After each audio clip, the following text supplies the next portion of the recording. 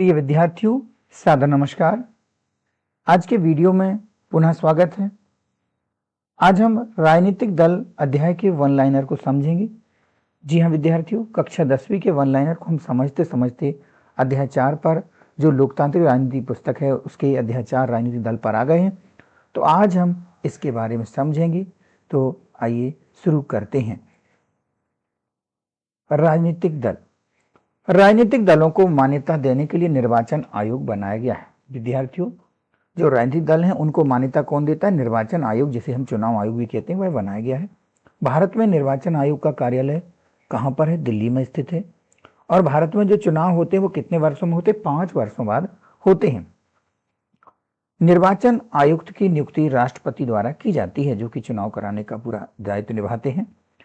चुनाव में बहुमत प्राप्त दल को सत्तारूढ़ दल कहते हैं और जिसे बहुमत प्राप्त नहीं होता उसे विपक्षी दल कहते हैं।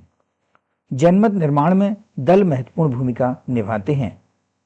अगला कथन है, नागरिकों का प्रतिनिधि चुनने का अधिकार ही मताधिकार कहलाता है। बहुजन समाज पार्टी का गठन वर्ष 1984 में किया गया। जो बहुजन समाज पार्टी है उसका गठन कब हुआ? वर्ष 1984 में। कई दल मिलकर जब सरकार बनाते हैं तो वह साझा सरकार या गठबंधन सरकार कहलाती है। ये परीक्षा में प्रश्न आता है, गठबंधन सरकार कैसे कहते हैं? तो जब कई दल यानी कि कई पार्टी मिलकर के सरकार बनाते हैं तो उसे हम साझा सरकार या गठबंधन सरकार कहते हैं। यूनाइटेड किंगडम यानी कि इंग्लैंड में द्विदलीय व्यवस्था है। वहां पर 2 दल की सरकार रहती है, मतलब कोई एक दल की सरकार रहती है और दूसरा दल विपक्ष में रहता है, यानी वहां पर क्या है? द्विदलीय व्यवस्था है। और जबकि भारत में कैसी व्यवस्था है? बहुदलीय व्यवस्था है, बहुत सारे दल हैं। बहुमत प्राप्त ना करने वाले राजनीतिक दल को विपक्षी दल कहते हैं। और जो जिसे सत्ता हासिल होती है, जो सरकार में होते हैं, जो बहुमत मिल रहा है, उन्हें हम क्या कहते हैं? सत्तारूढ़ दल या शासक दल कहते हैं। भारतीय जनसंघ को 1980 में पुनर्जीवित करके भारतीय जनता पार्टी का गठन किया गया। तो कभी कभी प्रश्न आता है कि भारतीय जनता पार्टी का पहले पुराना नाम क्या है? तो भारतीय जनसंघ उसका पुराना नाम है। और 1980 में उसे फिर से पुनर्जीवित करके भारतीय जनता पार्टी का गठन किया गया। भारतीय राष्ट्रीय कांग्रेस की स्थापना वर्ष 1885 में की गई।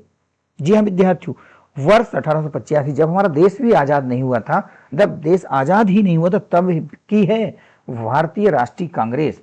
उसकी स्थापना वर्ष 1885 में की गई थी। ऑल इंडिया तृणमूल कांग्रेस, इसकी स्थापना 1 जनवरी 1998 में ममता बनर्जी के नेतृत्व में बनी है यह पार्टी। और ये पश्चिम बंगाल में इनकी अभी वर्तमान में सरकार भी है। राजनीतिक दल देश के कानून निर्माण में निर्णायक भूमिका निभाता है। जो राजनीतिक दल होते हैं वह देश में कानून निर्माण में महत्वपूर्ण या निर्णायक भूमिका निभाते हैं। लोकतंत्र में नागरिकों का कोई भी समूह राजनीतिक दल बना सकता है। जो जनता के समूह है, नागरिकों का समूह है, वह लोकतंत्र जहां व्यवस्था है जिन देशों में, वहां पर राजनीतिक दल बना सकते हैं। जिन देशों में एक ही दल को सरकार बनाने एवं चलाने की अनुमति होती, उन्हें एक दलीय शासन व्यवस्था कहा जाता है। कहीं कहीं पर केवल एक ही दल रहता है, उसी को सरकार बनाने और चलाने की अनुमति होती है, उसे एक दलीय शासन व्यवस्था कहते हैं। जैसे चीन देश में एक दलीय शासन व्यवस्था है। दूसरे दलों के साथ मिलकर गठबंधन सत्ता चलाने का कार्य बहुदलीय व्यवस्था कहलाता है। बहुदलीय व्यवस्था में क्या होता है? कई दल मिलकर के जो गठबंधन करके सरकार चलाते हैं। तो इसके बाद आगे हम देखते हैं। सन 2004 में संसदीय चुनाव में भारत में 3 प्रमुख गठबंधन थे। 2004 में संसदीय चुनाव में भारत में 3 प्रमुख गठबंधन थे। राष्ट्रीय जनतांत्रिक गठबंधन, संयुक्त प्रगतिशील गठबंधन और वाम मोर्चा। इस पुस्तक में आपका जो मिला है, ये आपको अलग से वन लाइन मिला है, इसमें लिखा है बहुदलीय व्यवस्था। तो यहाँ पर बहुदलीय व्यवस्था नहीं बल्कि वाम मोर्चा है।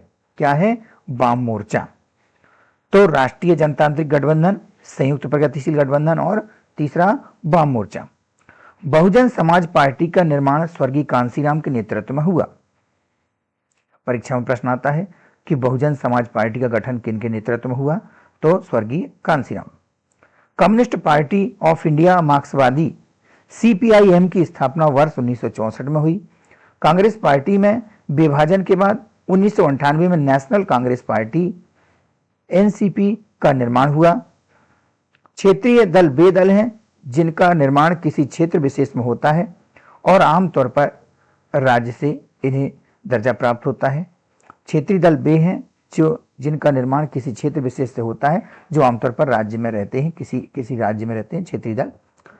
देश में कोई नई पार्टी को निर्वाचन आयोग में अपना पंजीकरण कराना अनिवार्य है, यानी कोई भी पार्टी जो बनती है, नई पार्टी बनती है, उसे निर्वाचन आयोग में अपना पंजीकरण कराना अनिवार्य होता है। यहाँ पर कुछ दल के नाम लिखे हैं, उनकी स्थापना और उनका चिन्ह दिया है। तो मैंने इसमें थोड़ा सा बदलाव किया है, मैं दूसरी शीट पर लिए चलता हूं आपको, इसमें हम चर्चा करते हैं। ये यहाँ पर दल, स्थापना और चिन्ह दिए हुए हैं। यहाँ पर जो पीले रंग से चिन्हित हैं, यह वर्तमान समय में राष्ट्रीय राजनीतिक दल हैं, यानी इन्हें राष्ट्रीय दल की अनुमति मिली हुई है। समय समय पर यह बदलती रहती है। तो यहाँ पर मैं सभी के बारे में बता दे रहा हूँ, फिर आपको राष्ट्रीय राजनीतिक दलों के बारे में भी समझा दूंगा। जैसे ऑल इंडिया तृणमूल कांग्रेस, इसकी स्थापना 1998 में हुई। इसका जो चुनाव चिन्ह है पुष्प और तृण है। बहुजन समाज पार्टी, इसकी स्थापना 1984 में हुई। बहुजन समाज पार्टी जो है उसकी स्थापना 1984 में हुई। हमने पढ़ा था, स्वर्गीय कांसीराम जी ने इसकी स्थापना की और इनका जो चुनाव चिन्ह है वह हाथी है। भारतीय जनता पार्टी, वर्ष 1980 के पहले इसका नाम भारतीय जनसंघ था। 1980 में इसकी स्थापना हुई भारतीय जनता पार्टी की, बीजेपी की, और जिसका चुनाव चिन्ह कमल है, कमल का फूल है। कम्युनिस्ट पार्टी ऑफ इंडिया, 1925 में इसकी स्थापना हुई। हंसिया और गेहूं की बाली इनका चुनाव चिन्ह है। नेशनलिस्ट कांग्रेस पार्टी, 1999 में इसकी स्थापना हुई। घड़ी चुनाव चिन्ह है। इंडियन नेशनल कांग्रेस, जिसे हम भारतीय राष्ट्रीय कांग्रेस भी कहते हैं, वर्ष 1885 में इसकी स्थापना हुई। हाथ का पंजा चुनाव चिन्ह है। Communist party of India Marxist यानी सीपीआईएम, 1964 में इसकी स्थापना हुई। इसका जो चुनाव चिन्ह है हंसिया और हथौड़ा। इसके साथ ही आम आदमी पार्टी, जिसे हम एएपी आप पार्टी कहते हैं, यह इसकी स्थापना वर्ष 2012 में हुई और इनका चुनाव चिन्ह झाड़ू है। नेशनल पीपुल्स पार्टी एनपीपी, यहाँ पे एनएनपी लिखा है, आप इसे एनपीपी पढ़ेंगे। नेशनल पीपुल्स पार्टी, वर्ष 2013 में इसकी स्थापना हुई और इनका जो चुनाव चिन्ह है वो किताब है। तो यहाँ पर जो पीले रंग से चिन्हित हैं, यह ऐसी पार्टी हैं जो वर्तमान समय में राष्ट्रीय पार्टियां हैं। इन्हें चुनाव आयोग के द्वारा राष्ट्रीय पार्टी बनाया गया। तो कौन कौन सी पार्टियां, आप इन्हें देख सकते हैं। मैंने अभी वर्तमान समय की जो राष्ट्रीय पार्टी हैं उनके अलग से इसमें से स्क्रीनशॉट लिया है। आप अगली स्लाइड पर चलें, देखें। वर्तमान समय जो 2025 के अपडेट के आधार पर राष्ट्रीय दल 6 हैं। भारतीय जनता पार्टी, बीजेपी, भारतीय राष्ट्रीय कांग्रेस, इंडियन नेशनल कांग्रेस, इनका चुनाव चिन्ह हाथ का पंजा, Bahujan Samaj Party, National Peoples Party NPP, Aam Aadmi party AAP आप, इनका चुनाव चिन्ह झाड़ू है। ये अभी इन्हें हाल ही में मान्यता प्राप्त हुई है, ज़्यादा पुरानी पार्टी नहीं है। नेशनल कांग्रेस पार्टी, जिनका जो चुनाव चिन्ह है घड़ी है। इन पार्टियों को मान्यता देने का कार्य हमने पहले देखा कि किसका है, चुनाव आयोग का, निर्वाचन आयोग का।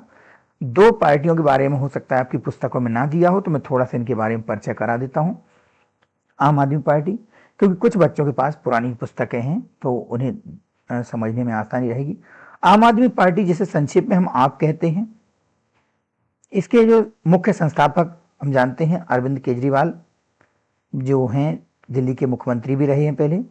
वर्ष 2012 में इसकी जो स्थापना हुई है और इनका चुनाव चिन्ह झाड़ू है। नेशनल पीपल्स पार्टी एक राष्ट्रीय राजनीतिक दल है जिसका प्रभाव मुख्य रूप से मेघालय में है।